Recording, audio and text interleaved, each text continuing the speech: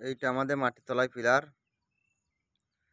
সব পিলার ঢালে তখন নিচেতে খানিক ঢালাই দেয় 6 ইঞ্চি কিংবা একটু কম বেশি ঢালাই দিয়ে পিলারের গোড়ায় ট্যাপার করে দেয়।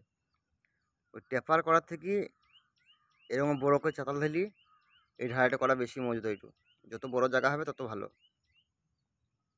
এটা আমাদের 1 ফুট মোটা করে ঢালাই আছে, 6 ইঞ্চি পিস আছে, মানে রাফ ঢালাই আছে 6 ইঞ্চি, তারপরে একটু সলিড ঢালাই আছে 1 ফুট করে।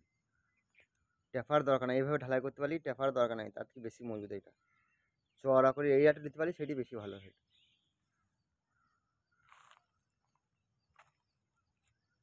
এটি এই ঢালাইটা আছে 1 ফুট 3 ইঞ্চি, প্রায় 1.5 ফুটের কাছে হয়ে যাচ্ছে। এটা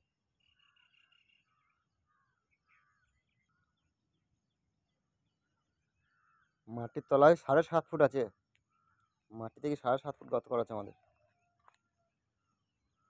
এইটু কম করে 6 তলা বিল্ডিং করা হবে, যা গর্ত করা আছে,